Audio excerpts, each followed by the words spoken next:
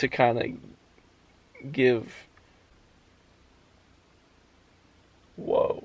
Some dude just walked by me. Alright everybody, what's going on? You can tell by my surroundings and by the time that this is not a normal vlog setting. For this OVKA race, it was a Saturday night race.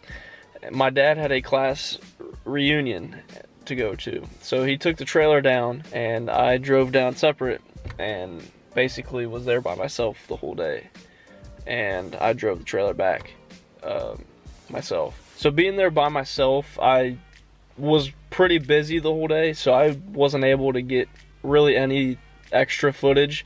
In fact, some of my GoPro footage even corrupted. So I don't know how much, truly, I don't know how much I have for you guys to see. And this isn't going to be like a normal vlog, unfortunately, where you got the montage and everything. It's just kind of like, I'm very limited on what footage I have just because of how busy I was throughout the day, unfortunately. Right out of the gate for practice, it was just like, man, we're really gonna have one of those days again. There was a big group of us, probably 7 or 8 carts. We came up on somebody and they were a little slower, and we were just trying to scatter to avoid them. We weren't really trying to race. It wasn't us just making stupid moves. We were legitimately trying to like not run this guy over, which you know, he's just doing his thing, practicing just like everybody else. Can't remember who I was around exactly. Basically, I see all this happening. We all check up. I see a free lane, and I'm like, I'm not going to try to pass everybody, but I'm going to try to at least not run over everybody in front of me. Because I know if I stay in my lane and slam on the brakes, I'm probably going to get run over. So I'm like, all right, I'll just slow down and kind of move over a little bit. Kind of give everybody around me the opportunity to slow up without causing an issue. And as I'm pulling out a line to make a... not even to make a move, I'm just pulling out a line to kind of get myself slowed down gradually. I think it was Don that was in front of me. He moved at the same time, and I think somebody else moved around him. So we're all just dodging each other. I basically ran myself off the road because he didn't know I was there. There's no way he could have known I was there. So I mean, that wasn't his fault. I'd honestly put that on myself just because I put myself in that situation. So the cart, on top of getting stuffed into the barriers, it felt terrible all day. I mean, it felt terrible before that, and it felt about the same after that. Get around to the first heat, and it was pretty rough. We started 6th. A lot of pushing and shoving on the start. I'm just trying to maintain my spot on the start, and I kind of... Actually, I do remember from turn 3, went for a wild ride and actually saved it. I probably just me locking up. I got swamped. After that, I'm just trying to get into a rhythm, and everybody that is around me just starts kind of using me up. So, I mean, I wasn't fast by any means, but it was just kind of like, it was annoying. And I wasn't the only one that was getting pushed around, so it's not like I'm the victim here. It was just, there was a lot of rough driving. Second heat, it was a lot of the same stuff. It wasn't like it was one particular guy or two, you know, it was just kind of like, it was one of those nights. It definitely culminated for a crazy night in our class. I didn't get any footage of the second heat because my GoPro footage corrupted, but it was about the same.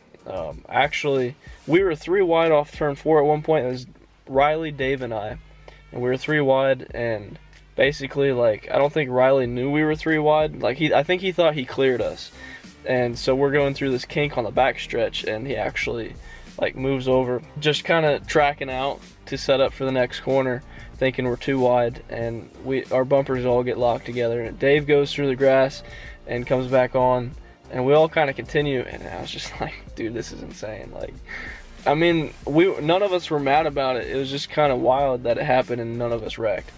So that was crazy. I finished 13th in both the first 2 heats.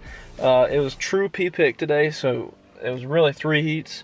Your cumulative result was where you finished in all 3 heats. So I knew going into it, not going to get a good finish, just because there's no way for us to make up for what happened in the first 2 heats and just how slow we were. I just knew it wasn't going to happen anyways.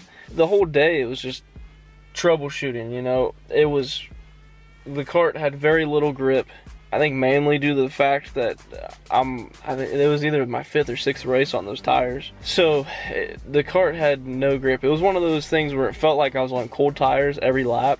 It was like I was on top of the track every lap. So I tried, trying to free it up, get the kart to flex more, maybe give me some more mechanical grip. I just tried some different things, and every time that I'd change something, like when I freed it up, it was just on top of the track and then snappy loose. A lot of the changes I made, it fixed the one problem and created another problem.